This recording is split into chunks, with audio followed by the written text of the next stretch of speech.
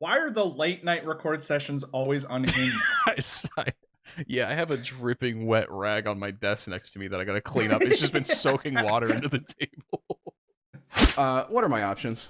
It could be any 3 crimes. What are my options? Find a tombstone. Oh. Should I just take off my clothes right now? There's no possible way I can win! Do you ever realize you've been on the internet or just alive too long that you start to notice things that, like, maybe you shouldn't?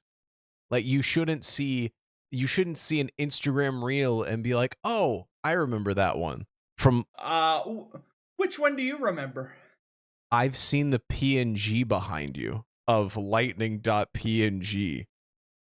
Oh. Because my friend in high school, Lightning Bolt 29, used that exact one as his profile picture through all of high school. The moment it popped up, I got like war flashbacks to a different time. I googled thunderstorm, and this is the first. Yeah, he image. probably did the exact same thing. That makes sense. That makes sense how you both got there. I am in a middle of a big ass thunderstorm right now. I am in a tornado watch right now. Beautiful. So yeah, if you see me looking off to the side, I've got the weather channel pulled up and I've got the weather on my phone because wife is trying to sleep. So I'm in charge of podcasting and making sure a tornado doesn't hit us. Beautiful. Do you have what is your we gotta get to the safe spot strategy? First of all, I don't wake her up immediately upon hearing sirens, because every time you hear sirens, you got like 10 to 1 minute. It's either on you or you've got a few minutes. And I don't want to wake her up until it's ready. So I sneak to our bathroom attached to our bedroom. I take all of the couch cushions, I put them in the bathroom. I take all of our spare blankets, I put them in the bathroom. And then I lay a bunch of towels down the bottom of the tub so it's more comfy. And then I go, hey, honey, there's a tornado. And then we lay in the bathtub. We pull all the couch cushions in the house and all the blankets over our head. And then we each have a water, a flashlight, and our phone. You don't even need to wake her up. I think it's more sweet if you just lift her and carry her to the bathroom and just drop her in the tub. That's kind of my strat. I've always heard that. I'm like, get in the tub and cover yourself with something. Yeah. Or get in a closet and cover yourself with something. And part of me is like, yeah, and then part of me is like, if a tornado rips through my house, I feel like every room has equal protection. I feel like the tub is supposedly pretty safe because the tub is like more grounded. Yes, it's plumbed in. The plumbing is going to hold it in because it goes deep into the ground. It's not just balsa wood and drywall that every American home is made out of these days. Yeah. But no, the other main thing is like, yeah, if it's an F5 tornado, it doesn't matter where you are. You just have to hope. But if it's like an F3 or below, then yeah, you want to be in the center. That way everything doesn't just collapse on top of you. Because hopefully it'll be like a TP of debris, and 2 days later, some dog will dig you out. Statistically speaking, my time is coming. I've been in Oklahoma since 2003. I thought you meant because you were getting older in age. You were like, statistically speaking, if I'm not the going to tornado, kick your a ass. heart attack. Or I'm like, I'm gonna be honest, I'm not really scared of tornadoes. My heart's gonna be what does me in. No! I'm saying I've been here since 2003. Every tornado in my life has at the last minute gone and just kind of steered away, brutally killing another person in the process. But at least I'm fine. So statistically speaking, I am now in a new house, in a new city. Perhaps this is the one. No, this actually helps your odds, because I bet sooner your old place will get hit and you'll be like, ha, idiot. That's like every time you move. Yeah, you reset your stat sheet. Yeah, it's like you're either hurting your odds or helping your odds. I think it's the Monty Hall problem. You've helped your odds. You chose the other door. Yeah. Now you have a 66% chance. Yeah. It's always just crazy, like when you go to work and you have like a coworker and they're like, my house is gone. And you're like, damn, that sucks, bud. Why are you here? Why? What are you doing? Go get your house. Go home. Oh. Yeah, see, the worst thing I've lost in a tornado is a trampoline, so I'm not, I also haven't been quite, well, no, that's not true. I've lost the roof of a trailer before, but I was like 2 at that time, so I wasn't even spawned in. I thought you were going to say you lost a small dog. No, I've never lost a pet to a tornado. I can say that with certainty. But welcome to the What Are My Options podcast, the show where we talk about natural disasters mostly. It is Tuesday at 11:20 p.m. One of those late episodes. Yes, and I feel like they can tell. I feel like they're like, yeah, he's trying not to scream right now, like he lives with people who are sleeping. So what happened? Where were you this afternoon? Poop. Poop? Tummy. Tummy pain, poop pain. Tummy poop pain? Tummy poop pain. This is the difference. If I told you, listen, I would sooner probably transfer all my stuff into the bathroom and frame the camera right than post, because I was thinking about it, like, what if I lost power due to the storms and had to film the podcast today? I was like, well, I guess I'd go outside and film it in the car during the storm. Ooh, that'd be sick as hell. I'll say, because we each already missed one, and I don't want to be the one to make to miss the second one before you. So I have all these side plans on how to move everything very quickly wherever I need to be. I don't. It's like, it's if something, I could give a shit. Something happens. Yeah, I'm not prepared for anything. I believe it. If it happens, it's okay. It's okay.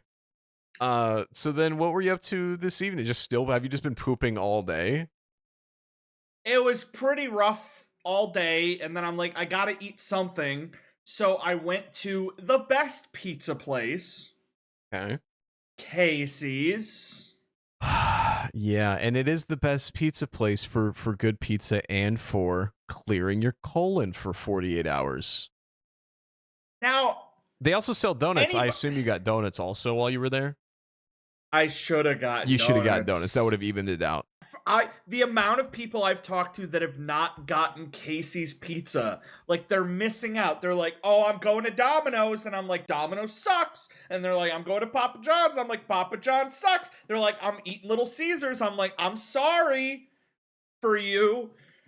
But, like, Casey's, holy shit, they don't know. They assume because Casey's is a gas station. I don't want to get pizza from a gas station, not realizing they're missing out on the finest Italian confectionery that has ever existed. You get a supreme pizza with the side of, I don't know what it's called, boom sauce, cowboy sauce. It's like a bright orange neon sauce. You put that shit on there, holy cow. The taco pizza, oh my god. People are missing out.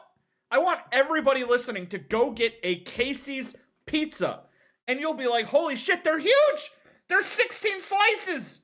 A pie! I would love to see the viewer retention on this episode for just people who don't live in the Midwest. We're just talking about tornadoes and a very specific regional chain of gas station that serves 6 states. Oh. I don't know if you know this, Kyle. There's not Casey's everywhere. It serves Missouri, Kansas, Oklahoma, a little bit of Texas, and Iowa, and that's it. None of the other states really matter. No, that's true. But so I'll agree. Casey's is good because of taco pizza and breakfast pizza. If you want anything other than those, you should go to Domino's. Domino's is still my go fast food chain pizza. Pizza Hut being the worst. I would rather go to Little Caesars or Papa John's. Pizza Hut used in the 90s. It was incredible. It was. And then this has happened to every company ever. I'm showing too much skin. I'm sorry. You really are. You're gonna get wet. This has happened to, I gotta tell you how wet I got earlier. I was so wet. Oh my god. I have video. You've been shitting all day. Why were you wet today also? I was so wet. What was I talking about? Pizza Hut pizza. Pizza. I was talking about capitalism. There's so many times where like a big company buy company and they just do like, we're going to change things, we're going to save money. Yum. And everything just falls apart. And I know they just did it with like Jersey Mike's, which is why I'm sad, because Jersey Mike's was my favorite sandwich place. And now apparently their sandwiches are starting to go down the shitter. It happened to Pizza Hut. It happened to every company. You've got a lot where the food just gets worse. You've got a lot to say today. I'm very opinionated on food. Okay. What was your favorite combination restaurant growing up? They've really died out. But like my favorite was Taco Bell KFC. There was nothing like getting a beef and bean burrito and a drumstick, some mashed potatoes and gravy, and a taco salad just to really ruin your afternoon. I can't remember what it was, but I remember there was a restaurant that was combined with a Long John Silver's. I remember every time I went there, I never saw a single person ordering or eating the Long John Silver's half. They're missing out, man. It was always just... First of all, I want to make it clear, you've talked about many times how much you love it. I do love Long John Silver. The most repulsive thing I've ever heard, which was where people helped you move, so you treated them to Long John Silver's. 3 different times. That's a tradition I've done. You're an evil person. If you help me move... And what's funny is people who hate Long John Silver's but love tradition have joined me on this at least 2 or 3 times now, where they're like, we're not going to do that again. I go, yes, we are. And they go, all right, I respect it. I'm going to hate it. I'm going to eat it, but I'm going to hate it. And I was like, I love it. Oh my God. No, it's a great tradition. I love it. I love it so much. Yeah, the weather's getting out of hand very fast. We had a tornado threat the other day. Tornado threat today. It just feels nasty outside. It is currently 76 degrees in here. I'm sweating my ass off because it's 80 degrees outside, and it's going to drop to 40 tomorrow, which means the hot and the cold are fighting a war tonight to see who wins, which means tornado. And you just sent me a clip. This was why I was soaking wet. I set up my webcam to look outside my window so that people could listen to the rain and thunder and look at the thunder. And then I decided to run out to look in through the window. And it was like a hailstorm of rain out there. So I came in, and let me pull up an image of me when I came in. But in that video, you can just see me running outside. You look like a moth. Like, what is your tongue doing? You look like a bullfrog. Like you're trying to catch flies in the rain. Yeah, I was trying to make sure they could see me. And then here is... Just overlay this. I love when footage looks sped up, but is not sped up. You look like you're at 2x speed. It doesn't look natural the way you're moving. And then this image is me coming in soaking wet. Oh, you're wet, buddy. You're gonna catch a cold. You're gonna get sick. I'm gonna get pneumonia.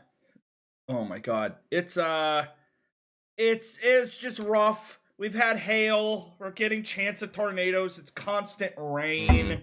It sucks. It's the season. Does nowhere else in the world get tornadoes?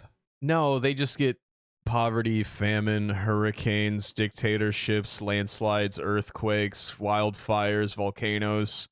We're the only one going through it. Yeah, we have it the worst. Yeah, I just heard my windows bevel in a little bit, which is always nice. That's my favorite. When you just see the glass start to warp around your house. Yeah. And you're just waiting for it to snap a little bit. Let me double check. Do you have like a dedicated news guy? Usually I would watch like Channel 5 or 9 because there's always the guy and he's in front of like the radar. Right. He's got all the colors behind him and he's talking about it. But do you know your guy? Those are usually like by name. I don't know the guy. Oh, I'll name there's a guy named Gary. Yo, shout out Doug Hetty. Given the Doug Hetty. You know what I'm saying? Doug Hetty is so good. He's been doing it since the Joplin tornado, always breaking the news. Great weather. He convinced the news station to launch a YouTube channel to help people like watch more and do an app just for his coverage of the weather. And everyone in this small bumfuck area is always tuning in, and he's got these go to bed circles, and he's not that cool of a guy, I'm gonna be honest, but he's just the most average guy ever, but he's really good. He's like I saw him once back when Toys R Us were a thing. I ran into the Toys R Us, and I thought I saw a superhero. I was like, holy shit, that's Doug Hetty. He actually lives here. The area he services. The weatherman. Right. But last year, he left the weather station, and now he runs it's gotten so widespread, he has a successful YouTube channel now where he's doing the same area. He's putting the news out of business. He runs his own news station out of his office now. He's got his green screen, a stream deck. He's hiring storm chasers, but it's just like this 49-year-old man starting this tornado empire, and I love him for it. And he has his own Roku app. I was about to say we should do the same thing, like where we have live, like, severe weather behind us. If you're a WAMO viewer, sign up to be our storm chaser. We will not pay you. We will not reimburse you for damages or health insurance. But if you're ever in a tornado, go ahead and call us. We'll put you live on stream. I just realized that it would be like 3 days behind. So someone's house would be wiped out and they would tune into the pod, and we're just warning them about like how they're going to get hit. We start the WAMO weather channel, and it goes live once every 3 months just in case there's a tornado right above one of us, and then we go live on the account, and it's either you screaming or I'm screaming. The other one's like, so Trey, what's happening right now? And I go, shit, Kyle, please go live now before it kills me. I genuinely like have to like either, if I really want to be safe, I gotta like hoof it to Walmart or hoof it to like some place that like has like the middle of it is safe. You think this is something that like 12-year-olds think? The Walmart is the least. What do you think the Walmart's doing differently? It's big. It's heavy. It's heavy. It's heavy. That's the problem. The heavy hurt. Do you know how it's built? It's built with the thinnest pieces of sheet metal, like a small gust of... No, honey. You're gonna fucking die in a giant store. You don't want to go to the mall. You want to go underground. The only way you're safer than in your house is if you go underground. But if the Walmart gets hit and any part of the roof collapses, you can loot. I can loot. There was a lot of looting that Joplin tornado. I remember a lot of construction guys were hired to like clear out all the local stores. And they were like, yeah, if you find merchandise, you can have it. So we're just going to throw it away. And I remember my stepdad, like once a week, would just have, hey, here's all these knee pads I hauled out. Do any of you need knee pads? And I was like, no, I don't need knee pads. And then he'd be like, I found all these jock straps under a person today. Does anybody need a jock strap? I was like, no, I'm good. Thank you. We got so many sports supplies. If a business gets hit by a bad storm, I feel like insurance is gonna pay for all of this anyways. Oh yeah, gotta take it. I love that you have the same Walmart thought as every 12-year. Because I remember as a kid, I was like, yeah, but a tornado, like a Walmart can't go away. It's a Walmart. It's a cornerstone of America. They can't die. It's like a monolith. It's like it's like the what is it? The four horsemen of the four presidents. The four horsemen. The four presidents. The Mount Rushmore. The four horsemen of the four horsemen. The four horsemen of the Mount Rushmore. Yeah, I guess I just have always assumed that. Yeah, if you look up in a Walmart, the ceiling is like 50% glass, 50% zinc. It's just gonna be raining sharp glass on you. And it's just so open, the walls are just gonna... I do know that the Oklahoma campus has a really badass underground, like, tunnel storm shelter system that they leave unlocked during bad storms. I know one time we were friends with somebody who worked there, and they let us in those underground storm tunnels during off season so that we could film an episode of our YouTube series. Kyle, I need to tell you something. The last 1 minute of conversation, verbatim what you said last week. This was in the news because they got in big trouble for it. But Oklahoma University and a lot of the other college campuses have like really big underground like storm shelter areas, and they're public so that during storms you can go in there and people can go in there and they're safe. And one year we had such a big bad tornado that tons of people were showing up to get in there and the doors were locked. I filmed, and you can see this in my in one of my old YouTube videos, an MLP IRL video. We film a fight scene inside those underground shelter hallways, because I had a friend who knew a guy who worked there, and they unlocked it for us, so we were able to get in there and film. You are out of content. You are. Wait, did I bring this up? Did I talk about how they locked the doors so people couldn't get in? Yes, last week. I talked about this last week? Because last week you said, well, it's tornado season, Trey. Are you ready for tornado season? And then we had this exact conversation, and I was hoping I was going to get information, but then you went there, and I was like, I should stop him before he tells me about the crazy time it was locked and nobody could get in there. Holy shit, do I have dementia? What's going on? I don't remember this. It was 7 days ago. This is the 7 exact days same. ago? I don't remember talking about this. It was in the opening 10 minutes. For the all audience, you they'll gotta see do the is clip. intercut me. What if I have talking? dementia? Or wait, that's not dementia if I know what you were going to say before you said it. I have a superhero. So either you have dementia or I'm a superhero. Either way. It'll be really funny if I didn't say that and you're just having like deja vu before being wiped out by a storm. You're just having like It's the future I could see. God, I love that. It's the future. Hannah Montana's Few Lives and Cody, That's So Raven. What was your favorite? Out of the Disney Channel live action shows. Okay. The only ones that mattered. Cartoon Network didn't have any that were good. Nickelodeon's live action, all dog shit. It's like, what is like, No! There's Good Luck Chuck, Good Luck Charlie, Me, Dink and Zink, Finkel, Dinkle, and Binkle. It's because you're like 20 years old. You missed out on. It's because you missed out on Kenan and Kel. Oh, you're talking about all that. Okay. And the Amanda Show. Okay. Drake and Josh. That's the best one. And that is Nickelodeon. Okay. I forgot. I do remember this. Most of my childhood, yes, was when Nickelodeon was animated. And then as I grew up, they went back to live action and it was dog shit. But yes, I did like all that. Amanda Bynes, Kenan and Kel, Drake and Josh. I forgot. I was 3 years old.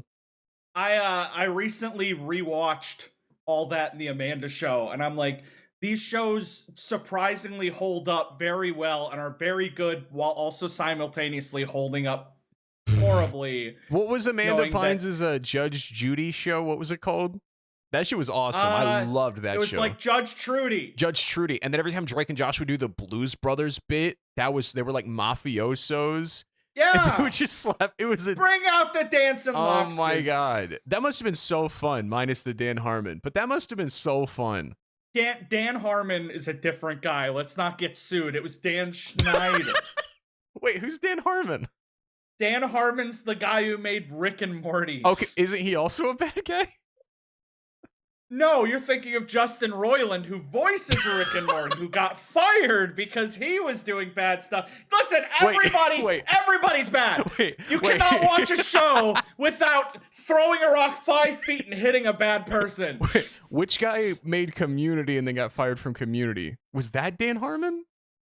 That was Chevy Chase. He didn't make Community. Dan Harmon worked on Community, though. And he got fired and they made the Gas Leak season. And then they rehired him and the show was good again. Yes. Okay. So at some point, Dan Harmon was problematic. But not Dan Schneider problematic. I wish I had done that intentionally. No, that's Justin Roiland. Justin Roiland.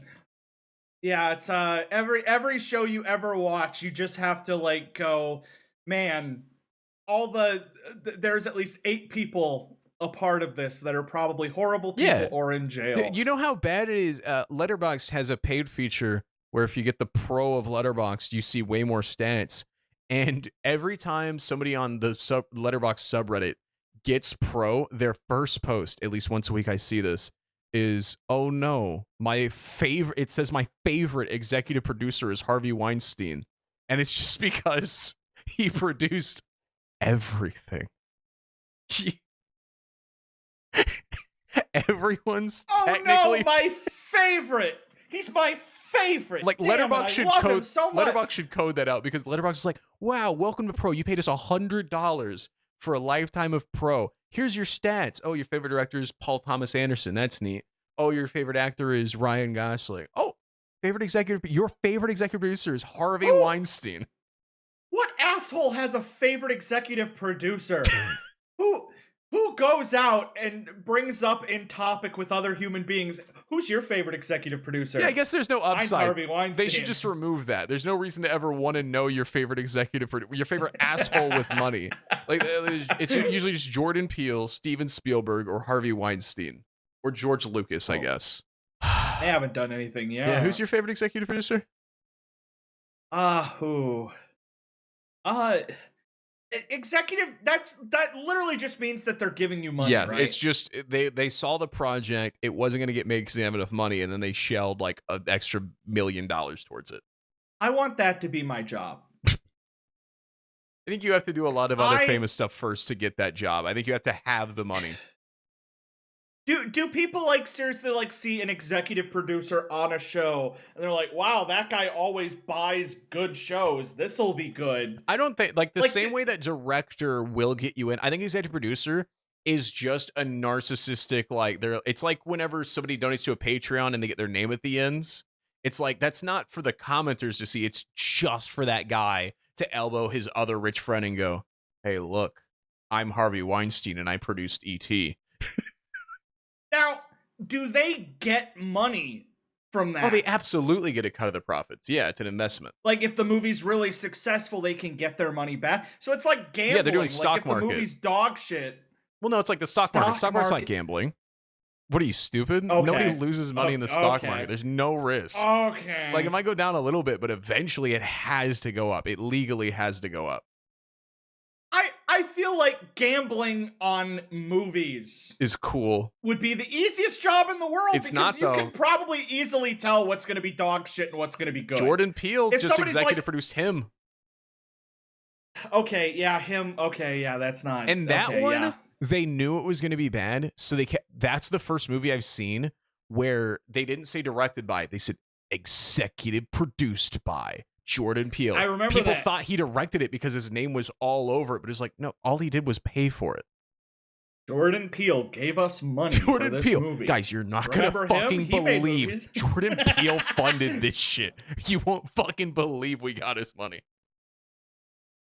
If somebody comes up to me and they're like, I'm making a movie about talking puppies going on an adventure to save Santa Claus, I'm like, yeah, no, I'm not paying for that. You know what? But if somebody's like, yo, we're gonna reboot Lost and have all the biggest actors and have $1 million budget, I'm gonna be like, yeah, I'll give you $20 for that. I'm gonna be rich. It reminds me like all those stories you read in Hollywood where the dumb executives are so stupid they won't do something, and so like the actors negotiate this actual like scam of a deal. Like I think there was one where in Twins, Arnold and Danny DeVito, they were like, we're not gonna pay you guys that much for this dumb fucking movie, and they were like, okay, pay us less and just give us like 2% of the profits. And then it's a hit, and they have to give them millions and millions of dollars every year. They assume the movie's making no money. Nobody's watching this bullshit, and they're like, we're going to work really fucking hard to make Twins now. But how many actors do you think we don't hear about who made that bet? And they're like, please don't let anyone find out I got paid for the profits of fucking World War Z. Or not World War Z, but at War of the Worlds with Ice Cube. War of the Worlds. Yeah. You think Ice Cube fought for the royalties instead of the payday? I think that's why George Lucas is so rich, is because in his deal, his big part of his contract is that he didn't get a lot of money from the movie, but he wanted like 10 or 20% of all like merch sales. Oh yeah. He's like, oh, I bet lightsabers will be cool on a shirt, so I just want all merch sales, and now he's like crazy rich. That's how oh, what was it? Fuck, what was I gonna say? Oh no. Oh yeah, that's how PlayStation beat Xbox. The PlayStation was like, we have a Blu-ray player. Do you want it? The PS2 having a DVD player and the PS3 having a Blu-ray. I remember going out and people were like, "Yeah, I just spent $500 on a Blu-ray player. Now I can watch Blu-rays." What and an I'm like, idiot. "You dumbass! The PS3." My Blu-ray player is still a PS3 to this day. God, yeah, the PS2 was so good until you forgot your DVD password. I don't know why it was password protected, but if you wanted to play a DVD on the PS2, maybe it was parental protections or something. I think it was R-rated, yeah. Probably. But I remember we were like, shit, we've got to crack this code or we're not going to be able to watch American Pie 2 Bandcamp Edition. It's so funny, like, you forget every single password system ever has, like, a redo my password, but, like, a parental lock, you set that shit, you're like, you gotta know that. So the idea of locking yourself out of R-rated movies on your PS2. I think the last movie I probably watched on a PS2 would have been the first Transformers, and that's a great movie to watch on a PS2 bitrate. Yeah, God, something about watching a movie on a PS2 it hit different. You'd hear just spinning that thing at Mach 5. Because it didn't have the fans that the PS3 had, so you didn't hear the fans. You just heard the RPMs of a disc going crazy, while you heard like the whatever reads the disc going everywhere. Oh, those were the days. I was so stupid. I never put my discs, DVDs and games, I never put my discs back in the box. I would literally, to the side of my TV, I would stack the CDs and discs like right on top of each other. And then like I would want to play something and then I would go through them like a deck of cards until I found the one I wanted. Just scratching each one as you go through the deck. Yeah. I don't know what it was wrong with that. Like, yeah, late 90s, early 2000s, who was obsessed with getting rid of cases. Because either you had the book sleeve in the car of music, and then I guess people heard about video games books. And they were like, oh, I guess we'll just use the big book for video games. Fuck the cases. That'd be stupid. And then I have this like penis that all the CDs slide on and you put a CD holder. Yeah, that's the dumbest shit, and you just gotta pop them off one by one looking for the thing you need. Yep. I think that's why they started putting cool shit in the video game cases, so you would actually keep it. Because I remember Halo, I cherished those cases because there was so much lore, and you could read about like the grunts and their abilities. And there was some like you would actually get better at the game, like by learning the behaviors of the enemies through those guides. I miss the one thing we lost out by everything going digital is the DVD menu. People don't realize the sexiness of a DVD menu. In the Hat DVD menu. You could hunt for the fish, dude. You could Shrek. You could watch Simon Cowell American Idol. He would just do American Idol, just if you clicked the right pig. The feeling of falling asleep during a movie and waking up in the middle of the night to your DVD menu on loop. Oh my god. Doing like Shrek doing like funny stand-up. Again, I either think of the Shrek one where it's like, play the movie.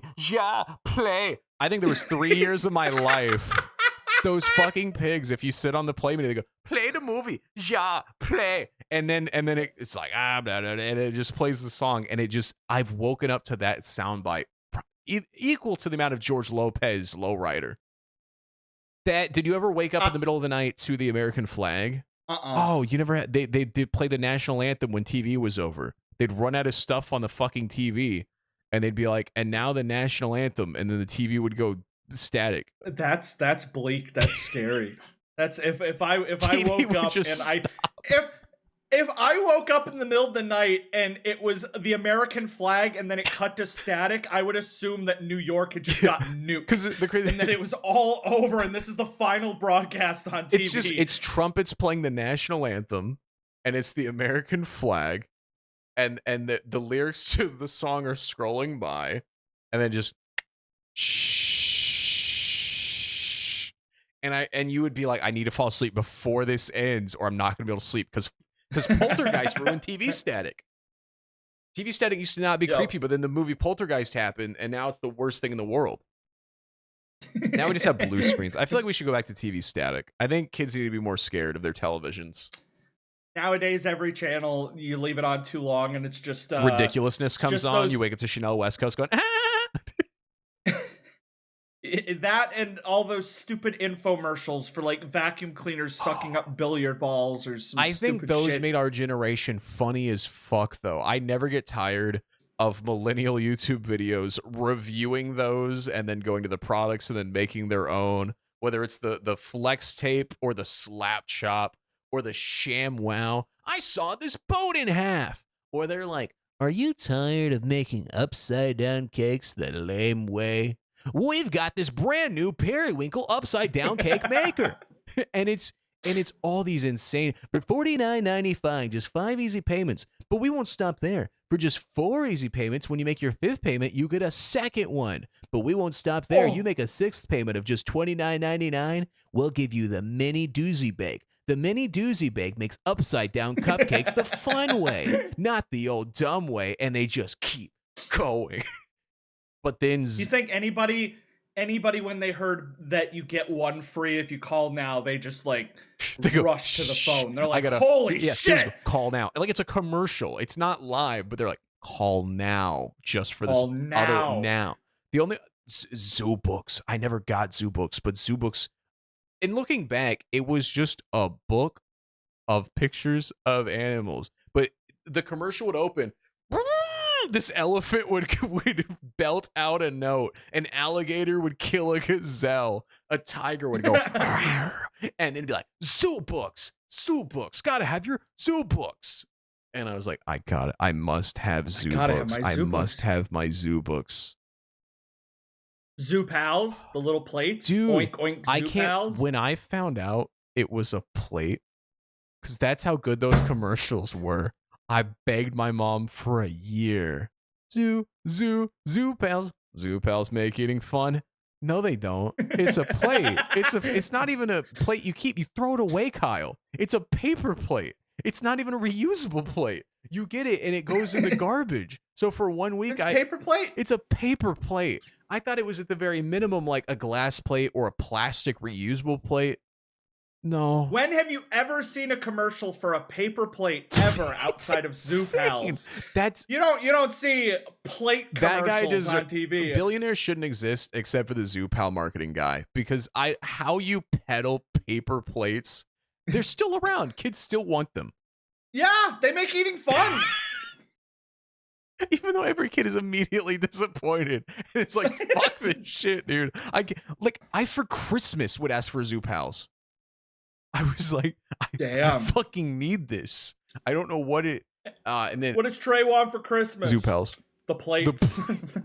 The plates. There was Then there was the Chia Pets. There was this like stained glass goo you would put on your window and make art with. There was Floam. There was Gack. There was Gloop. Glack and Gloop would get everywhere. It was so Flarp was awesome. Flarp is still awesome. Anytime, even now, I get a can of Flarp, I shove my fingers in like I'm still in middle school, and it goes, Flarp.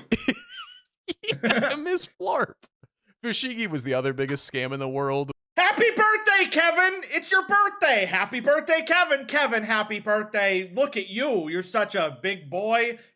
How old is he? You're so old. You're such an old person. Look at you. Happy birthday, Kevin. Happy birthday. Anything you want to say? Hey guys, I don't think the Fushigi was very good. I think it was a scam ultimately. Fushigi, we just got to record a video of just watching like toy commercials and infomercials, because there's so many scams. Fushigi, it's a silver ball. You got to put up a little footage of it for the YouTube people. Literally a silver ball, and in the commercials they'd have a guy with his hands and he'd be wow wow wow, and he's like trying to make it look cool, and it's just a ball. And see, I don't know how that works. There's nothing. That must have been good, because my brother wanted it. But even as a kid, I watched it and I was like, this is some bull. It doesn't even look cool in the commercial when they're doing it right. They're like, this one's the ice cream cone. And they're just like trying to make the Fushigi complete at some point. They're just massaging it. And they're like, this one's the jellyfish. Whoa. And they're just holding a ball. But I like that the people in those commercials were always literally the guy that made it, and they like he's an expert Fushigiist because he's just been living with this thing, trying to sell it. They also weigh 20 pounds. Like, so many people would just shatter their floor tiles when they would drop it. I remember when Nerf made me think I was going to take out Al Qaeda. Okay, I found it. I'm gonna send it to you. Hang on, let me find a cool. I think this is it. Yeah, this is okay. This is kind of a general gist. It's literally like it's like a little light. It's like a little thing on your finger, and you pinch it, and it lights up. And then you have one in your other finger, and you pinch and you light up. So what you do is you just like pinch back and forth, and it looks like you're throwing like a lightning bug back and forth. And then you'll like toss it into your mouth, and you'll go, oh, and then you toss it back to your hand, and then you pinch, and it lights up. And it's literally just two little 99-cent LED for your fingers. And they make it look like it's the most like hip, cool toy in the world, and this is bullshit. It's a scam. Dude, wait, But he it's makes in it his look really drink. cool. Wait, he ate it. He's just doing sleight of okay. wait. I just realized he's just doing sleight of hand. He never took it out of the drink and put it in his mouth. I'm actually the child this is meant for. Sleight of hand. I immediately was like, yeah, whoa, he ate the light, and now it's in the drink. It's just okay. It's just sleight of hand, but with a light. So again, the light isn't magic. You would get it, and you'd be like, well, now what? There's so many. Marvin's magic light, and he's just going up and like showing this to people, and they all think this is the coolest thing in the world, and it's nothing. And every kid had to validate it. You would immediately go to every adult in your life and be like, look, and they'd have to let you down and be like, oh, okay, that's cool. That light is cool. There was just so much. It's so stupid. But now when we were kids, and we were like, oh, I'm gonna be the shit. I need this. The coolest thing you could have as a kid was a Tesla coil ball. Yeah. And all you do is you just put your hand on it, and you be like, yeah, you see that? You see that? It's touching me. I don't know if you remember the era from like 2003 to 2000, maybe like 2002 to 2008. There was the big push where everything was like a spy toy. Oh, yeah. And that was a listen to your era. Parents talk about you from the other room with the spy ear satellite. We shouldn't be giving kids, because what parent is going to give their kid that, like, are they, unless there was so many robo pets that were there was one good robo dog, which was like that Sony one that had very smooth ears, and it would bark into a backflip. And then there was a revolution of RC cars that could drive on the walls and the ceiling, except that they couldn't. They would fall off constantly and make a super loud noise. And then because kids sucked at RC cars, they made RC cars that could never flip upside down. So your goal was to mash it into the wall. It would flip and then go the other direction. Yeah. It was just all wheels. Those are so cool. There was one that would just like take out your legs. It had this giant tail on it, and you could put it into spin mode, and it would go sideways and just kill people. Toys used to be. Are toys still cool? We should do one video. They don't exist anymore. They don't make toys anymore. Because do kids have ad blocker? How are they? Like, we should definitely, I think, take 1 month where we watch a compilation of 80s toy commercials, 90s, 2000s, and then whatever's out now. Because it's all eggs. It's all egg mystery. Oh, the mystery kids don't even know what they're getting yeah. anymore. Every time I go past the toy, because I got to go through the toy, I don't take it to the board games because that's my shit. And it's all eggs. It's eggs and slime. It's so funny going to Walmart and seeing an entire section of unsold Skibbity toilet toys. There's so many. But there's always it's one like kid a lot that's of going to buy it. video game stuff. Yeah, FNAF, a lot of that stuff. A lot of that puppet thing, whatever it's called, the pink and white puppet. Why don't they make cool toys for me anymore? Especially because the technologies. Occasionally they do make a cool toy, and I'm like, boy, I hope somebody gives me that. But then there's no adult that's gonna gift me a child's toy anymore. So I just have to go out and buy the child's toy. They made a children's AI toy to just completely destroy any creativity in a child. It's like a little square thing, and it has like a bunch of pieces of paper in it. And the kid goes up to it, and they have to like tell it what they want a drawing of, and then it takes a piece of paper and it prints a crayon drawing of that thing. So instead of a kid being like drawing a dragon, they just walk up to this and they're like, "Dragon, and then it prints a dragon, and they look at it, they're like, whoa! And then that's it. That's the extent of their imagination. At least in Scribblenauts, you had to tell it demon. And then you'd make God, and you make God fight the demon. And then you'd write naked woman, and the Scribblenaut would shake his head at you, and he'd go, I'm not making a naked woman, you fool. I can imagine like the little kid printing out image device. Like if you actually walk up to it and you whisper into it and you're like, naked woman, it like blares a loud alarm and it's like, no, I will not make naked woman. In other news, he's a little bit, what I've been up to this last week. I've been a little busy boy. I've been working on the Red. Have you been working on the Red? I've been attempting to think of Red. So I was as well, and I had an epiphany 2 nights ago, and so I am now working on my great plan. I have a fantastic way to obtain many Red. I think I'm going to go for volume of Red, and I ran it by wife, because I had to ask her, does she think it's illegal? Because if I don't think it's illegal and she doesn't think that I can do it, and she doesn't think it'll be illegal, but I may not be allowed at a certain place after this month. Like, it might get me banned from a place, but it's not illegal. I don't want to say more than that, but yeah. So I've got a plan for some. It's not blood. I promise it's not blood. I was wondering what place would ban you for taking blood. I think most places would ban you for taking blood. I would hope so.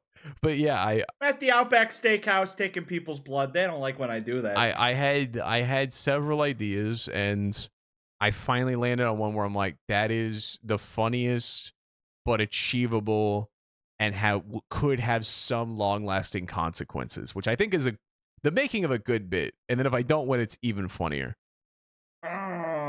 So I hope you have your Red plan figured out soon, because it is already the 11th. We've already just got little under 3 weeks left this month to get all the Red you can. Get some Red. Oh, I am supposed to remind you, because this comes out Friday. You're supposed to tell Tilly's husband, Kevin, happy birthday. Okay, Kevin. Hey, K-Dog, K-Man, ¿qué pasa? All right, here it is. Cut out the part where you reminded me to say it, so that it just looks like I'm a cool, natural. Yeah, right in the middle of the Fushigi conversation. This. Happy birthday, Kevin! It's your birthday. Happy birthday, Kevin. Kevin, happy birthday. Look at you. You're such a big boy. How old is he? You're so old. You're such an old person. Look at you. Happy birthday, Kevin. Happy birthday. Anything you want to say? Hey guys, I don't think the Fushigi was very good. I think it was a scam ultimately. And now I can perfectly put that in, and they'll be so fucking confused until this moment. I love how I'm going to be late editing this, and I just created an extra 30 minutes of work. God. Real quick, I'm going to go grab the juice. Okay, go get the juice. But where did he go? Where did he go? He's not there anymore. Where did he go? Oh, maybe the tornado got him. What is that? Look at this cap. Look at this cap. What is this? Ooh! And then you take the little doinkly doink. This is really difficult. I don't want to spill it everywhere. Ah! Yay. Oh, God, that smells revolting. I hate orange juice. Oh!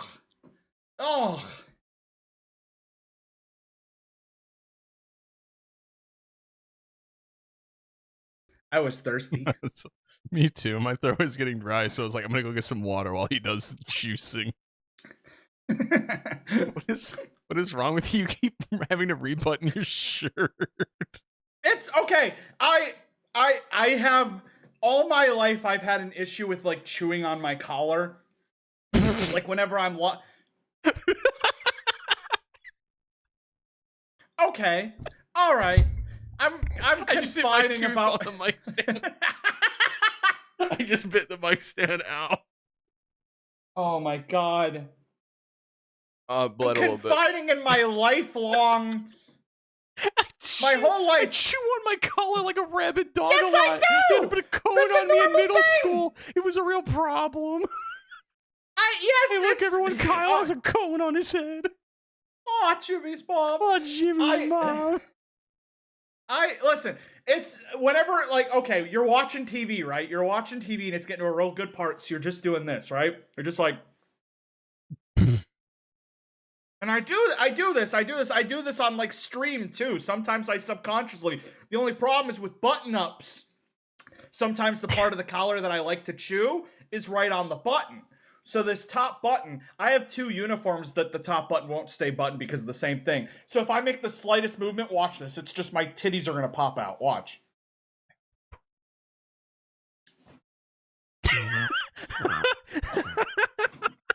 There it is. If you're watching this on Spotify... If you're watching this on Spotify, it just maximum flopped Yeah, Kyle, out. So Kyle sucked on his shirt and then convulsed for 30 seconds. Okay.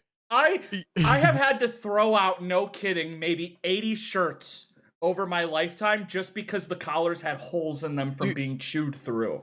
So, did you get the notification too? Discord said we've been friends for 5 years as of today. I did. That's crazy. And in 5 years, I've never once known you as a shirt chewy honor. I don't suck my thumb. I don't goo goo gaga, but everybody has like a brain turn off do thing. Okay, what's my thing? Some people, your thing? Yeah, it's been 5 years. I'm sure you've picked up on it. I don't know, jacking off? Yeah, usually. No, in the middle of a TV show? I don't think I have a thing. I don't chew my fingernails. Are you a leg bouncer? I used to bounce my leg, chewer? and then I taught myself to stop. That way I can yell at other people when they don't stop, and they go, I can't stop. And I go, yes, you can. Yes, you most certainly can. You're being so obnoxious right now. If I have a rubber or plastic straw, I chew on it. But I think everyone does that. I just... You're so weird. That's so weird. Wait, that's weird? Weirdo. That, or if I'm wearing a hoodie, I will nibble on the strings, but everyone does that. See, that's exactly the same thing. Not the same that's thing. Exactly the same thing. Because it's a protected little plastic aglet. It's fine. Oh, look at you! And it's adorable. Words. Like, look at this. Look at this. Hold on. So let's pretend like I've got a string, and I just. That's cute. That's kawaii desu. But then. Like, you're gonna tell me those are the same fucking thing? Okay, well when you put the whole goddamn shirt in your mouth, yeah, it's not. Your shirt doesn't taste good either. Why are you putting it in your mouth? It's just a little chewing. I had a dog. You had, and it was the funniest thing ever. It would like curl up in a blanket, and then it would like mouth down on like a chunk of blanket, and it would just like suck on it. And it would just sit there, and it wouldn't chew on it, it wouldn't teeth it, it would just suck on the blanket, and we had to constantly watch blankets because there was just these wet patches from the dog sucking on it. Okay, your dog reminded me of a weird tick that I do have.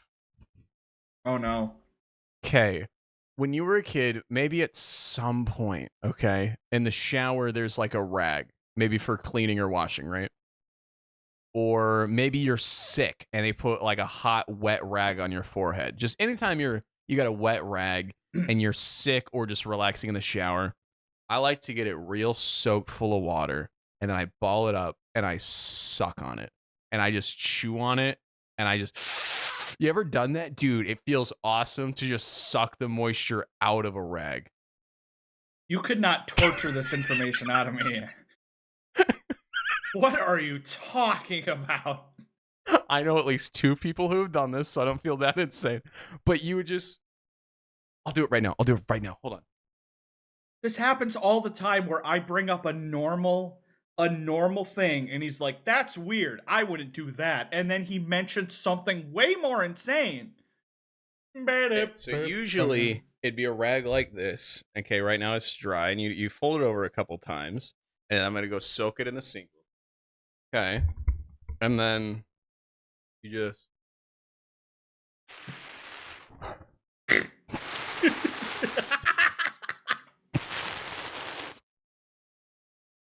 Have you ever? You know what? Yeah, no, perfectly normal. Definitely, Can you hear definitely the normal noise? compared to chewing on your collar. Oh, I heard the sucking. You have a What is Do you have wrong a rag with in you? your house? No, I'm not doing this. Do you have a rag in your I'm house? not sucking. I'm not sucking a wet rag. Kyle, I'm begging you. I've never. Please. I The need. idea of you in a shower having a rag soaking and you're just sucking on it. What do you, why? This is clean. It's clean water. It's like filtered. And you get to chew on like the soft. I love how I was worried that you were the weirdo and I had nothing weird. And then I went, oh, like his dog. I do that. I haven't done this in a long time. I was worried it wouldn't hold up. It holds up. Is it like the Ratatouille flashback? It did. It immediately took me back. The warm comfort. Will you get a towel or please, I'm begging you to at least. I don't have a clean towel in my house. I have to go to the laundromat tomorrow. Every towel in my house is covered in ass. Do you have like a kitchen rag? No. God. I have an oven mitt. Okay, if we can next episode, if you can, an oven mitt would be crazy. I don't think it would work the same. Please don't suck on your Nintendo Power glove unwatered. All right, well next time I'll suck because it's the texture. Rag. It's not just that it's a fabric thing; it has that texture too. There's still so much water in it. Everybody watching at home, go get a wet rag and suck it. I guarantee you, there's at least 5 chatters. I'm gonna predict 5 chatters who have done this. 5 Guys, what's your weird thing? And here's the problem: they don't think it's a weird thing. I thought you were gonna be. I think you're gonna be like, oh, I loved doing that. Like, because I know people in my friend group that are like, oh yeah, so nostalgic, just chewing and sucking on a wet rag. Everybody has to have something that once they confess it, they'll be mocked. The one thing I really like to do is the vampire. What's the vampire? Which is it's where you put a liquid in a styrofoam cup, and then before you drink from the styrofoam cup, you like really bite hard the side, like you're puncturing a neck, and then while your teeth are clamped on it, you drink the soda. So you get the vampire suck, and you imagine that you're sucking the Dr. Pepper out of a human. And just as soon as Tre hits the ball back to Kyle, he hits it way up into the sky immediately. You what? You fucking what? You just sucked on a wet rag. You cannot tell me that me biting a styrofoam You're biting cup through styrofoam and then drinking through. That's yes! the same. That's not the same. A styrofoam is more plastic than that rag is. You're consuming more plastic than I am. There is an actual consumable liquid in the cup. Water is a consumable liquid, you dumb fuck. That's like drinking coffee through a coffee filter. It's different. You literally do drink coffee through a coffee filter. Yeah, but you don't suck on the filter. God damn. I think you chewing on your shirt collar plus calling it the vampire is crazy. Like you just have the word for it. Is equal to my one rag chewing. I love that I'm a perfectly well-rounded human, but I stand to poop, but I chew on wet rags. I haven't done that since middle school. I think that's my new habit. Like I quit soda a month ago. I think this is what I'm replacing it with. It's like you just gave in to cigarettes after being smoke-free. I don't think I've done that in so long. What's another one that I used to do? Not really for joy, but like if I was in the shower and I was shampooing my head, because like kids products are like perfectly good for everything. They literally can't hurt you because kids are stupid. And so I discovered that one day because I'm shampooing my hair and I went, whoa, there's bubbles. And the day before I'd blown bubbles at the park. And so I would put the shampoo in my mouth and eat it and then blow bubbles out of my mouth. And it was awesome. And I would do that every shower for like a month. But it was like kids tear free. And so since it's tear free, it means it can't hurt you. But every This is like goddamn ping pong, where you knock something back at me, I say something, you know, mildly concerning, like biting styrofoam, and then I knock it back to you, and you're like, I loved eating body soap and blowing bubbles with it. I don't love eating it. It was just a very short-lived, like 2 or 3 week discovery I had when I was in like kindergarten. And it was fun.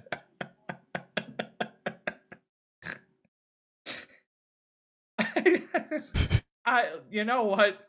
Sure. Okay, what's the weirdest thing you've done?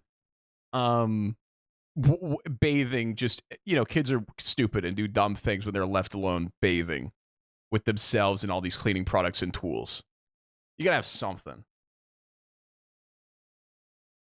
The weirdest thing done bathing. Did you do the waterboarding? Did you ever waterboard yourself in the shower, I wouldn't bud? waterboard myself, but like, okay, I'd be laying in the bath and it's filling up, right? And you always have your head at the end.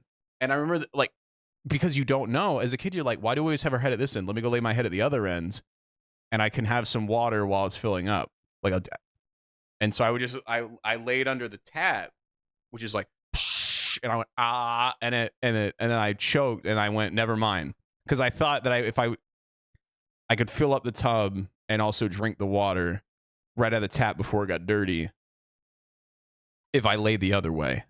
But I didn't. That was a one time. That wasn't a habit. That was an experiment. That was an experiment. That was the experiment. Yeah, I wasn't a weirdo. That was an experiment.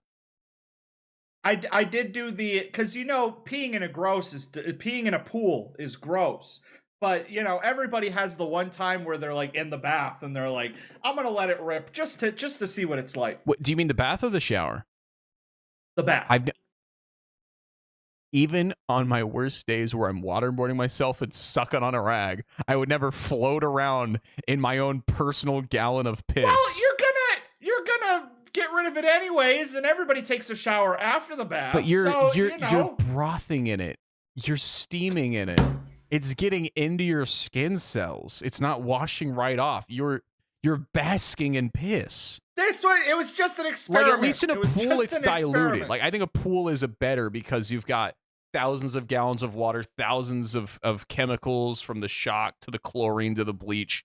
But in just a clean water bathtub, it's just water and your piss. You lay back, get your head under the water, gargle it, spin it around.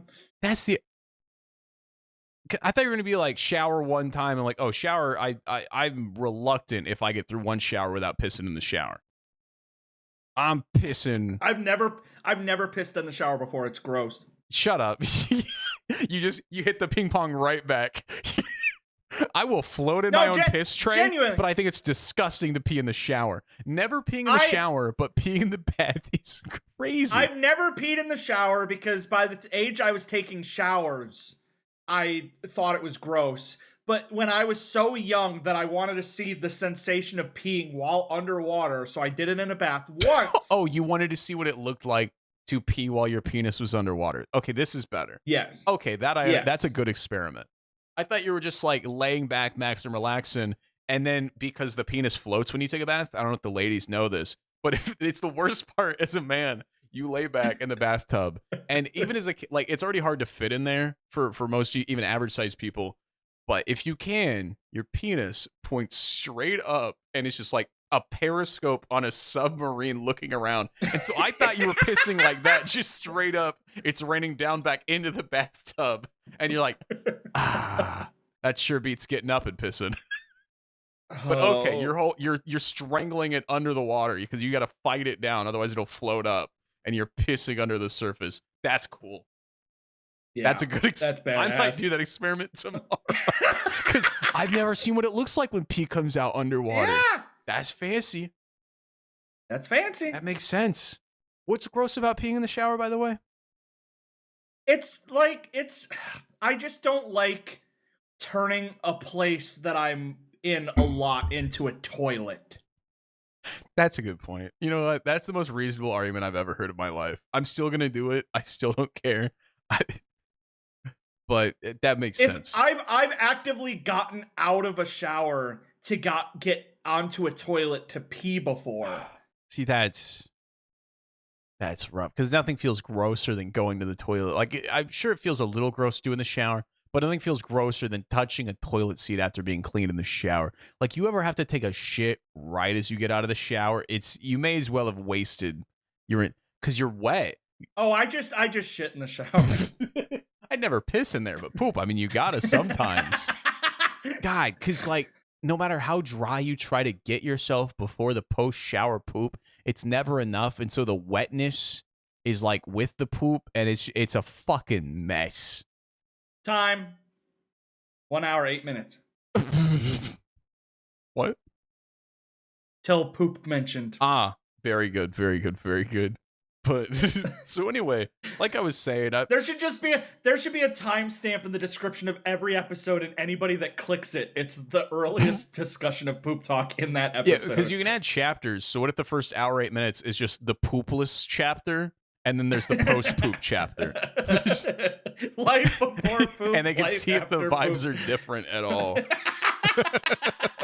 We're just miserable for the rest of the episode. God, anybody that clicked off in the first 30 minutes because it was just us talking about the weather for the third week in a row really missed out on this last 20 minutes. Really picks up around the hour mark. God, but yeah, I've been busy. But anyway, yeah, I've been busy collecting red. I've been playing with Zool, my new favorite board game. Play Battlefield 6. You watch the new Minecraft Manhunt? No. It's an okay episode. Minecraft Manhunt's one of my favorite forms of slop. Isn't that Dream? Yeah, that's one where Dream gets 5 of his friends and he tries to beat Minecraft while they try to kill him.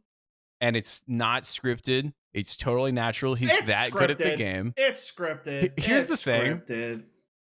I don't listen.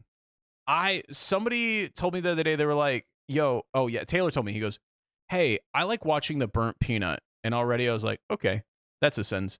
And then he goes, do you like him? And I was like, eh. And he goes, would you like him less if you found out he was ViewBotting? And I went, no, everything's fake or scripted or ViewBotted. There's no morally well-made content anymore. I just want to laugh, forget about war for a minute, and then go back to thinking about war constantly. I don't care. The idea that everybody is ViewBotting and it's just one of those things where everybody's just like, it accepts it. We're at that point. There's Everyone's no either like ViewBotting or being ViewBotted. That's the other issue. Is like you can't prove if they're the one ViewBotting themselves because like you can't ban somebody just because because you've been ViewBotted by a chatter before. Oh yeah, I've been ViewBotted by a chatter before. We definitely didn't do it to ourselves. It's so funny watching my viewers jump up to like 700 and I get like 500 followers and I'm just like, God damn it. Yeah, because you can't do anything about it. It's just a thing that's happening. It's like part of me is like, I want to like achieve greatness without ever cheating. Right. Like the idea of like getting there completely from scratch, but the idea of like just being a person and it's like you spend $20 and then it just tells everybody you're at 70 viewers and then that makes you way easier to find. Mm-hmm. So you are getting more natural viewers and then you're boosting faster. And it's just like, should I? Yeah, it's at the point and where even Twitch is like, oh, you want to be famous? Why aren't you ViewBotting, idiot? The whole system is built around ViewBotting to get in front of somebody else so the real people can discover you. My viewers would call me out. The second I'm like over 50, they're like, Teal, these people aren't real. You're pushing it. But yeah, it's I don't know. I watched the Minecraft Manhunt. It's probably my least favorite episode, honestly. It's a rough one. That's why I think that one is not scripted, because if it was scripted, Dream really fell off on writing scripts. I hate Minecraft. Really? Whether it's XQC and Ludwig doing League of Legends Minecraft, which is a thing now, or it's Forzen playing Minecraft, or it's Dream. The only thing I don't like is that stuff for the Zoomers. I built a real society in Minecraft and to see how it lasted for 100 years. It's the most viewed video of the year. Parkour Society was maybe the greatest literary piece of fiction. Or do you take the chicken? Pros will tell you to take that whole thing. Pros will tell you to take the chicken. I personally take the beef. That's my neighbor over there. We live in a small society here. We would never dream to go further than this. God. Oh my God. And then I don't know if I told you I'm getting into F1 because I need something in the offseason in the NFL to root for. Have you been watching that on Apple? I have been stealing your Apple to watch the F1. Because I was going to say they got the cross promotion where every F1 race, they got it on there. Yeah, I was going to say F1 is not watchable anywhere in America except for on Apple TV Plus, which feels weird, but also that's where the F1 movie is, so it's perfect cross promotion. That's why they bought it. Yeah. They're like, promotion. Yeah. I don't have a team yet. The way it works, they've had one race, they did the Australia one, and the reason I wanted to get into it this year is it's the perfect time because the officials completely rewrote the rulebook on how to make a car. So like before it was just like, oh, this company has figured out the fastest car, they have these parts, they will usually win. Now nobody knows, and every company has to rebuild from the ground up because they were like, the tail of the car can be any of these shapes instead of just that shape. The front of the car, the fender, the engine is now 50% electric, 50% gas. They have like... So it's like Wild West. Exactly. They have this NOS mode. And so in the first race, one of the car companies was like, we hope our cars make it to lap 25. And if they do, we're pulling them. Because otherwise they're going to get hurt. Because these are untested. And then there was 4 other people that just... Their cars just shut down. Because they clearly hadn't figured it out. There was some wrecks. There was some terrible comms. But at least it was... like... There was a guy at the very beginning whose car just didn't go, and there was almost a huge pileup, and they all had to swerve around. And so it's a very exciting and new time in F1. It's like this idea of it could go horribly wrong, or it could be the new form of fastest car right. ever. They're like, because in every promo, they're like, for 90 years, Formula One has been the exact same. But now we enter a new era. And I'm like, fuck yeah, okay. I don't need to learn all the previous lore. I can just start watching today and learn these parts and what make car go vroom. There's something endearing about, every movie ever getting a reboot, but the idea of a sport getting a reboot. What sport would you give a reboot if you could? That then you would actually watch it. Women's volleyball. And what, pray tell, does women's volleyball need rebooted about it? Like, what's the first? Oil. Huh? Oil. Copious gallons. I say don't stop. Pools of oil. People throwing buckets of it into the... And you might think this is for lewd reasons. No, I just want to see them all slipping around. I think it would be very funny. They're not covered in it. They're just standing on a blue tarp covered in blue tarp covered in oil, trying to run to the ball. Dude, because then when they dive, they can dive like an extra 10 feet to save the ball from going out. And if you slide under the net to the other side, you lose a point. So it's like you gotta grab your friend before they fly. Yeah, that's a God. It'll be so. God, good. I think every sport would be better with oil. Basketball. Oh my God, they're already squeaking all the time. They could use less friction. Basketball would be awesome. Baseball. Oh my God, they hit the ball, sparks fly because of the heat hitting the oil. God. Golf. They take the golf cart to go to their ball and just veer into a lake. I thought you were going to say, like, they have to do an oil change. You have to do maintenance on your golf cart. Like, you have to build it and do an oil change before you're allowed to drive to the next hole. Like, if you do an F1-style pit stop between every hole, that'd be fucking awesome. You have to service the engine. But yeah, I've been getting into F1. What have you been watching, buddy? I just canceled my Paramount because I finished all of Beavis and Butthead. I feel very sophisticated having gotten through that. And now all that I had was Apple. The whole idea is that I'm finishing, like, completing every streaming services. The most insane accomplishment anyone can do, and some are easier than others. I hate the idea of having all these streaming services that I'm just going to pay for forever. Right. So the idea was that I took them and I just like put on the stuff that I wanted to watch.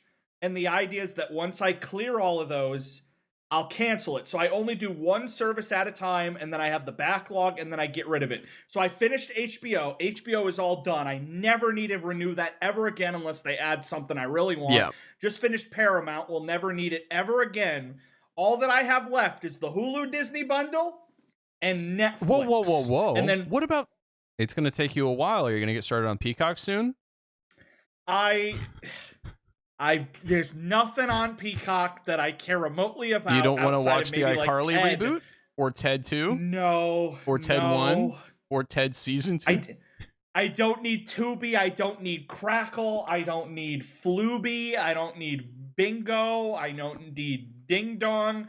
There's so many out there. I don't need them. I'm just getting the big ones. I'm down 2. Paramount and HBO, they're about to merge, which is really unfortunate because I'm done with those, so they're out. It would really save you some money there. Right now, Instagram, if you get it through Instagram, you can get 3 months. This is not a sponsorship, by the way. This sounds like a sponsorship. It does. Through Instagram, you can get 3 months of Hulu and Disney for $5. For just $5. Hulu and Disney bundle for just $5. The only problem is it's got goddamn ads. Yeah. Did you only find this out because you started an Instagram account and started posting reels in the ads? Yeah, I was going to say. Yep. That's okay. I'm glad that everyone else already knew about this plan, and we knew it was ads, and that's why nobody's ever talked about it ever. Yeah. So they really want us to pay and have the ads, and I don't think I can ever do it. I pirate every time, allegedly. I watched the newest episode of Bob's Burgers today, and there were 3 sections where it was 2-minute long ads, and by the third one, and it's always the same commercial. Whopper, Whopper, Junior, Double, Triple Whopper. There is nothing that makes me hate a product more than the 8th time I see an ad for it during the one movie. So I'm genuinely considering just paying extra to get rid of the ads, because it's like $5 for 3 months is an amazing deal. But like, I'm gonna go crazy by the end of the month if I have to watch ads. I will either HDMI a 50-foot cable from my computer to my living room TV, or just watch it at my. Anytime I go to somebody's house and I go, "Ooh, can we watch this movie? We can log into my account." And they go, "Oh no, I have an account." I get embarrassed for them when 5 minutes in a commercial plays and they don't react, and I go, "Oh no, what are we? Like, you could be watching The Dark Knight, and it's the end of Bane is sawing the plane. And goes, "They expect one of us in the wreckage, brother," and then a T-Mobile commercial with Drewski comes on and completely ruins the fucking vibe. I'm like, please let me pay you $10 to upgrade your account. I'm begging you. I feel like the ad-free option is just going to keep getting more and more expensive. Everybody has a limit where they will eventually go, "I will just watch the ads." Everybody has a limit. See, if I didn't have the access I did to the wild west of the internet, no, even then I would just buy it on DVD. I would go to the thrift store and buy it. I would sooner go to my local thrift store and find it on DVD.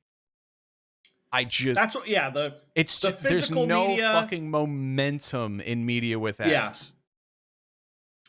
Either the physical media or what I like to do the Apple Store, because all my favorite shows and movies, I just have it on there. If there's movies and shows I want, I wait till they're like marked down the entire box set for like $3, and then I buy it. And then the idea that it'll all be there ad-free and I don't have to pay.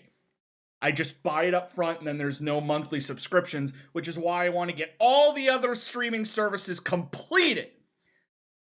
So I just gotta defeat them. That being said, there's nothing I hate more, and if you do this, I hope you die.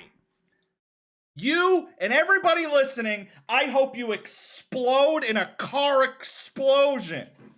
I have seen videos online of people who want to be productive that they have admitted to watching all their shows and movies at 3 times speed. Like, they will sit down to watch a movie and they're like, "I want to get through as many movies as I can in a short amount of time. I'm doing 3x speed." That's just... And they will... Yeah, they're farming stats at that point. They can't actually be enjoying the media. it's not like you're watching a YouTube tutorial and you're trying to like speed through it. Like you're watching art. Let's say you start a movie at the beginning of your day. You get 30 minutes in and something comes up. You have to come back to it 3 hours later. Are you starting at 30 minutes in, or are you restarting the movie? Sometimes I start where I left off.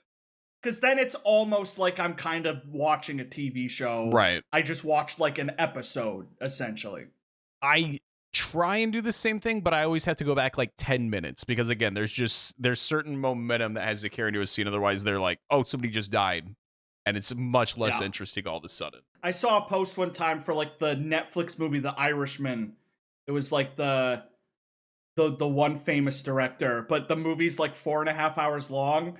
So I saw the one post and it's like, how to watch this movie as if it were a mini series. And it's like, watch up to 46 minutes. There will then be a transition. Turn it off. Go do things. Come back. Watch episode 2, which is the next 50 minutes of the movie. Like, this feels like a lot of work. I think the dumbest new thing I might do is I have this app called RunPee. And it's because I have a terrible bladder. And what it is when I go to a movie theater, it automatically downloads the movie and it goes, okay, you can either pee after Galinda says this line, the witch says this line, or the wizard says this line. And I'll always pick, and it has worked flawlessly because it sucks, but it is proving that there's something you can miss in a movie. I've never once. It's there's nothing funnier than an app where everybody can agree on the part of the movie where you can leave. Like, you're like, you gotta pee, this is the spot. Because it also gives you can click the spoiler description, like, just in case you absolutely care. And I remember for Wizard of Oz, it was like an hour and a half in, the girls will get on a train in Wicked. They will sing about how cool it is to be on a train for 2 minutes. This is when you should go to the bathroom because it's just a song about them singing about being on a train and the concept of a train. And I go, yeah, I could piss during that. I'll be okay. You're like, they're wrong. I need to see this. But yeah, I get that at least. I remember I'm pretty good with my bladder. I've never usually have to leave a movie. The last movie that was just long enough that I just drank enough that I had to leave was The Batman. And it was literally like I was about to piss myself and I was waiting for an opportune moment, but it was so good because it was like they had just like arrested the Riddler and they were doing all of this.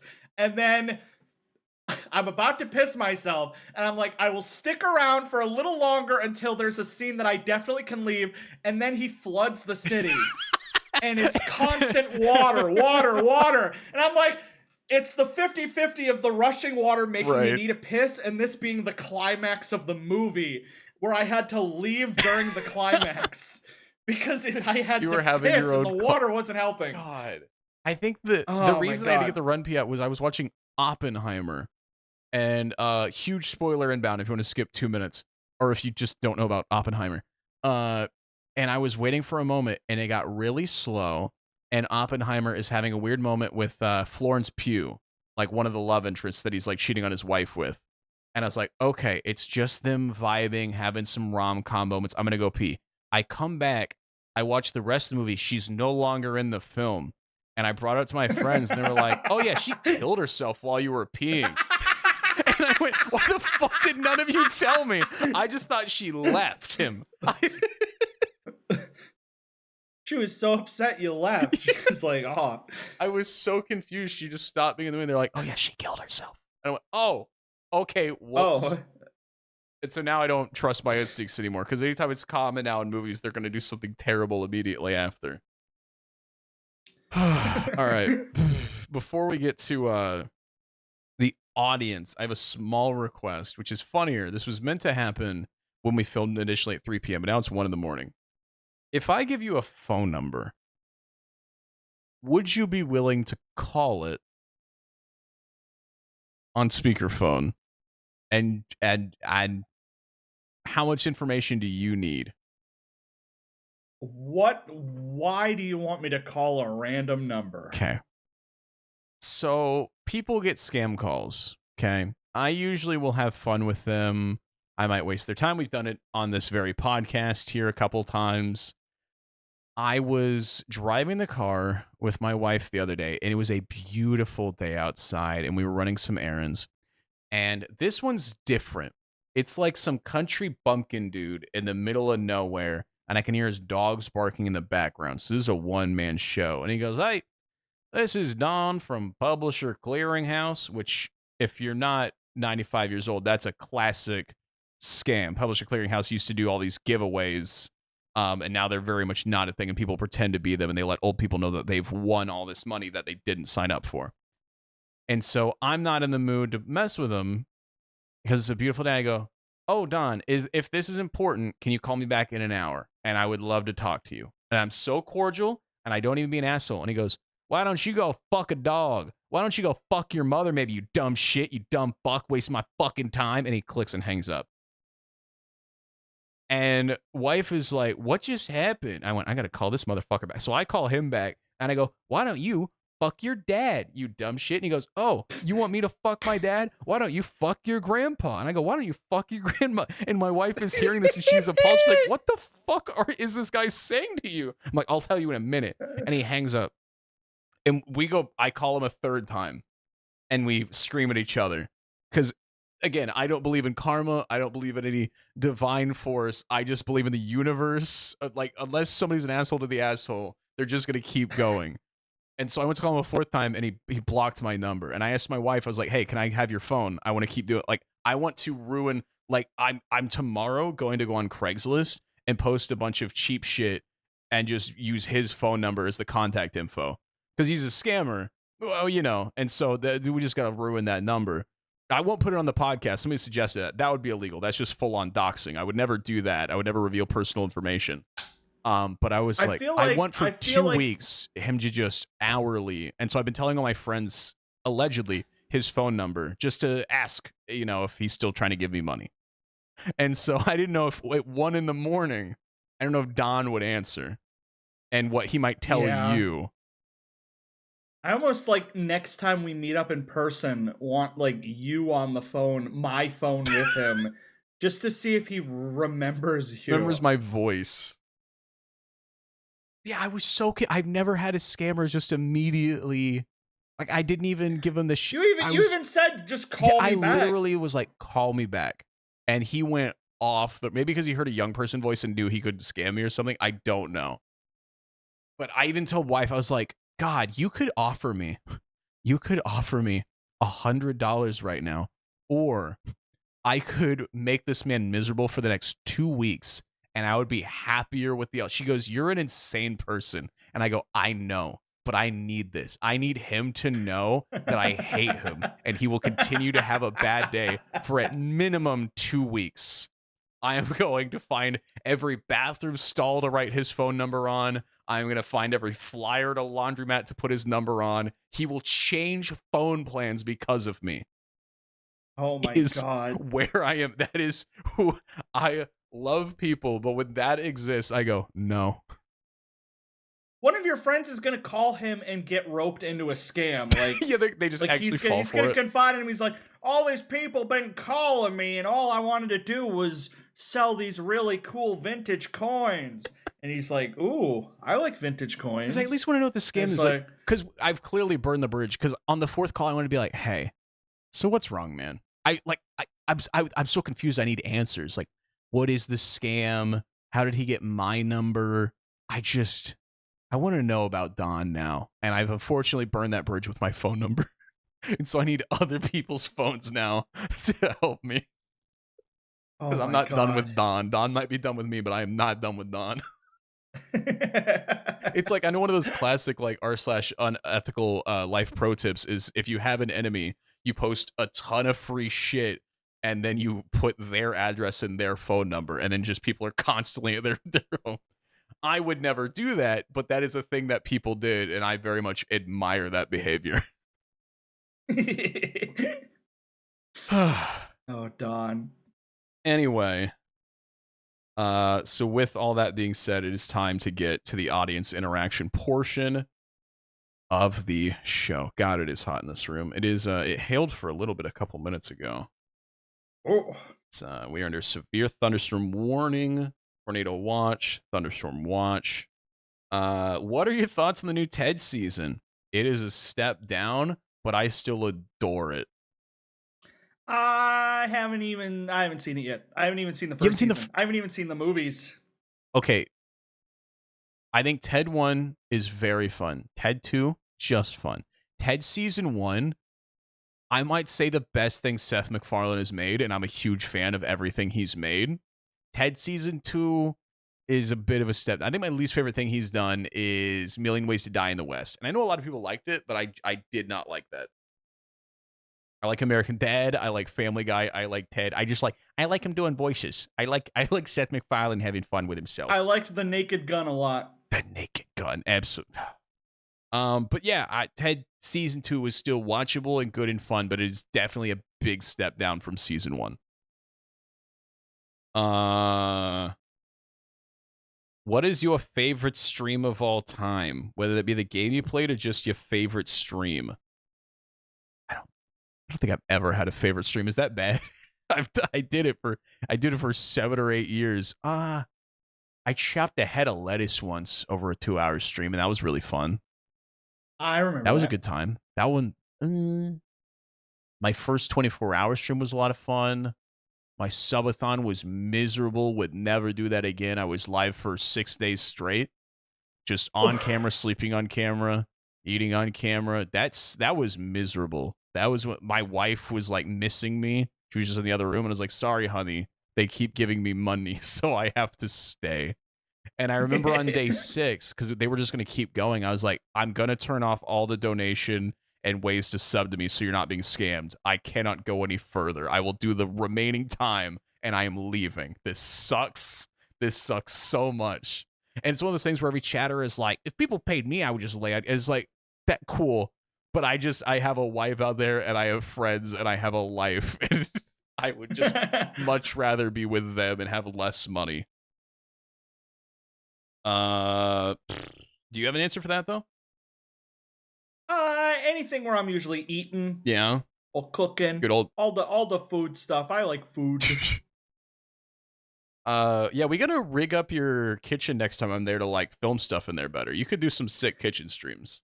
Yeah, if you ever come over, we're gonna do a cooking. Yeah, one of us themed. blind, one of us has earmuffs on. Where we do the Helen Keller cooking challenge. We could spin a wheel. We can draw cards. Whatever we gonna spin a wheel. We can draw cards. I can spin a wheel. What is your least favorite stream of all time? My easy answer every time is the time I attempted to play Undertale. Damn. But actually, no, it's the Quicksort stream. No, it's the Reddit recap stream. The Christmas Reddit recap stream. That's the one. That's the one where I got bullied for not knowing what the word charcuterie was and never hearing it in my life, and I got called poor and uncultured. Charcuterie. Yeah, and it was. I've never gotten genuine hate for not knowing something in mass before, both online, in my emails, in my personal messages. I almost quit streaming that night. Over a fucking charcuterie board, which to this day I have spread the word that that's a bullshit. Bryant, who you know now, is with me that charcuterie is bullshit and meat and cheese trays are better anyway, and I love him for that. But fuck the word charcuterie; it is a thorn in my side. Good lord. Good lord. The idea of harassment from that. Charcuterie nearly ruined me. Quick aside, just because it's kind of on topic. I of course been getting a lot of Instagram comments. The one thing I'm liking about Instagram over TikTok so far is that it gets a lot more comments. Yes, they're a lot more interactive. A lot of comments, and it feels like on TikTok people are being nice. Feels like on Instagram people have no filter. No. I have a 2-punch comment here that is just kind of like thrown me for a loop, which is I am playing Nintendo games and asking random questions, and near the end of the clip, I talk about how if you pooped in lava enough, does the poop just constantly burn up and melt? Or if you pooped enough, would the lava like become the poop? Like the poop meshes with the lava, and if it was enough poop, it would become like poop lava. Like just kind of rambling thoughts. I think it's very scientific. I want to know the answer. And a person commented, they're like, yep, this is exactly what I imagine all Switch players are like. And somebody responded with this incredible comment and said, no, I swear these people are anti-Nintendo psyops. I love Nintendo. Please don't associate with these chuds. So you got just he's implying with the left and with the right. He's implying that I am such an ugly, strange freak that I am an anti-Nintendo chud doing a psyop to make all Nintendo players look bad. And I asked him that, and he said, no, it's not your appearance. With all due respect, you're just a total dork. I'm like, holy shit! At the age of I got called a dork! You fucking dork. You dork! He fucking got you, dude. I'm like, I can't respond to that. I'm like, he got me! He housed you. God damn! Fucking dork. Dork? That's awesome. I'm like, sweet lord. God. Yeah, it sucks, and it's a dangerous world. Yeah, because we also shouldn't be replying for that reason. Because every time I've replied, it's never been good, and then you're just the asshole like debating in your own comments. But it always, it's the most like you'll just post, it'll be me and you, and it's us talking about the toilet paper. Somebody comes in and they're like, "God, it's just these people that grew up listening to Hillary Clinton trying to wipe for the first time," and it's like, whoa. You're saying, whoa, hold on. Hold on. First of all, what the fuck? or they'll click it and they'll be like, God, these 16-year-old kids don't know how to wipe, apparently. He's like, first of all, we're not, please, thank you, though. That's a compliment. Appreciate it. That's very nice of you to say. Appreciate it. But yeah, it's always just the most heinous. Anytime anybody in a comment assumes something about me, I have this need to, I'm like, no, they need to know I'm not low IQ. They're like, these California TikTokers, I'm like, they need to know I'm from Kansas. They need to know that they're wrong, that I'm as if anything will be corrected there. That's the thing about the internet that most people don't deal with, which is everybody you meet in your life has a first impression of you.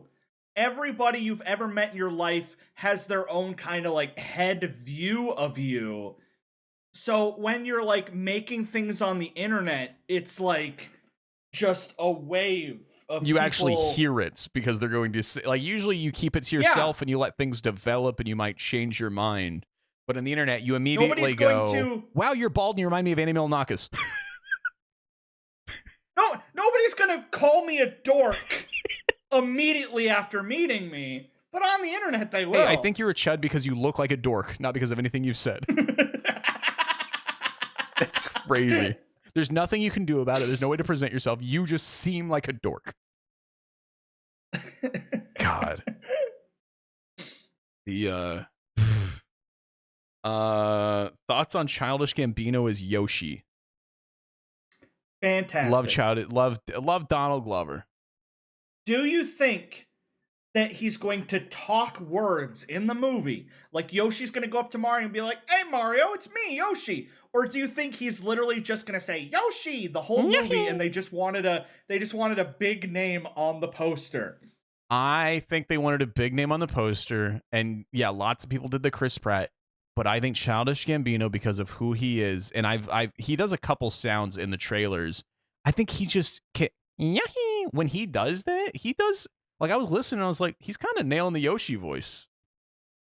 I just want to like, do these people audition, or does Miyamoto like fly out Donald Glover and he's like, "Do you know the character Yoshi?" Do you think Miyamoto's casting these movies? Oh yeah, why? He's holding a photo of Yoshi and just walking up to random celebrities and go, "No, you." When they initially announced the cast of the first movie, Miyamoto was listing out the names and he's like, Chris Pratt. He's so cool. Yeah, I remember that. Yeah.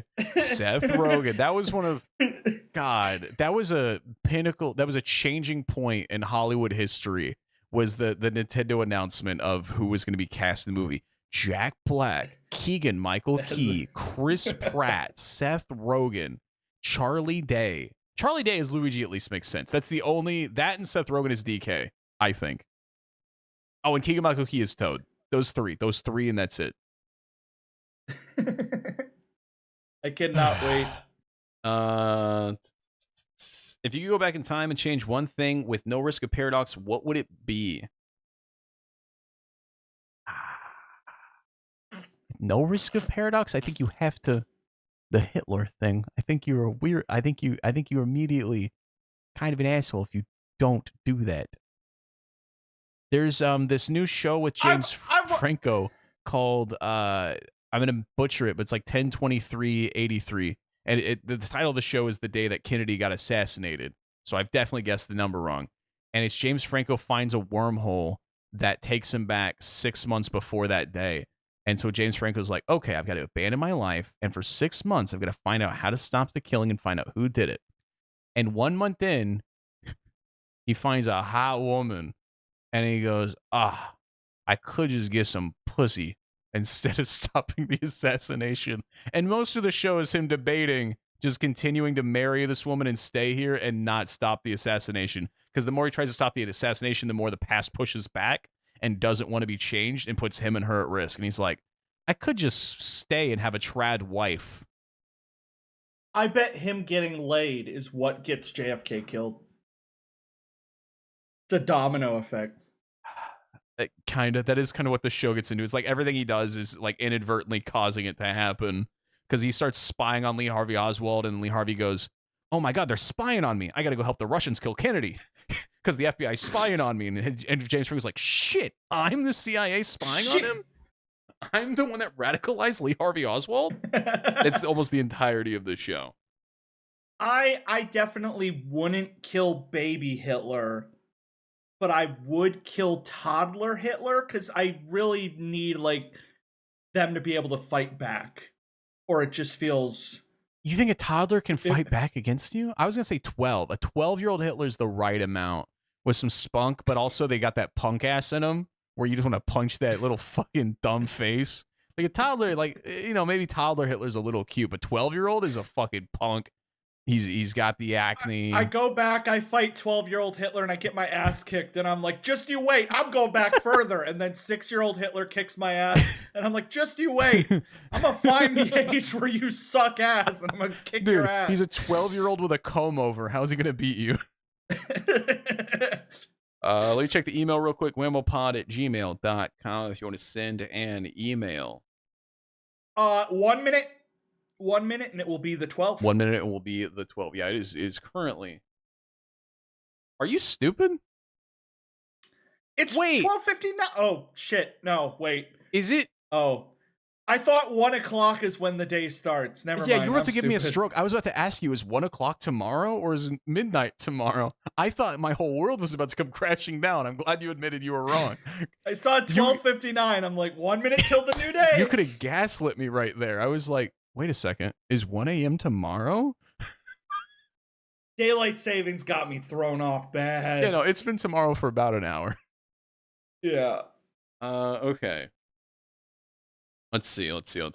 Anonymous, please. Hi, pod listeners, Tre and Kyle. I have not had weed in a really long time. It's legal in my state now and has been for a while. I have not used this to my advantage due to only having one positive experience. The rest of the time, I'm super paranoid and my anxiety goes to an 11. Doesn't help the first time I tried, the residential advisor, the student narc, came to the dorm. Turns out he was coming over to smoke with us, but my friend gave me zero warning. So I was freaking the fuck out, Bob Marley blasting. Anyway, I've decided I'm going to try weed again. So my question is, if it's legal where you're at, what version do you like best? Smoking, edibles, is there a strain you prefer? Most important, what are your favorite high movies and snacks? Thanks sincerely, I'm an adult now. Speaking of friends I've had that have done it, some people just do get paranoid, and it's just, they're like, people are like, I got to figure out how to not get paranoid. It's like, no, it's like how people with ADHD, if they have too much caffeine, it actually helps, and they get like fucking zoned in, like on Adderall, but somebody else would just be freaking out and not be able to focus. Same. Yeah, I feel like I'm panicky like all the time and paranoid already. So if my friend got high, then I'm like, oh, well, now I do not care about any of my anxieties immediately. Now, there is the point of no return where you go way too far and you have a panic attack because you can feel your blood coursing through your veins. That's not a fun place to be. Everyone's been there at least once when you said these edibles ain't shit. Just don't say that and you'll be fine. Anytime you say these edibles ain't shit, you're going to have a bad time in about 5 minutes. You are on a raft floating down a river, and you will get to your destination. There's no universe where you do not float down that river and get to the end. But if you're just freaking out and you're like, what if there's sharks? And you flip the raft. Nightmare. And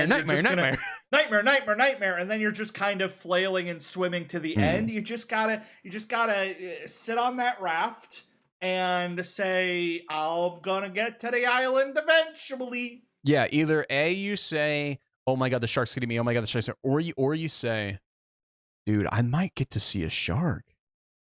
That's the... You'll see, you're like, holy shit, sharks. Dude, I might see sharks. A fucking shark. This is rules. Dude, I'm gonna go suck on my rag for a little bit.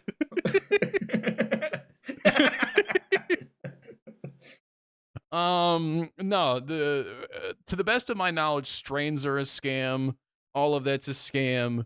I would go a bong, joint, edible, pipe, and then apple pipe at the very bottom.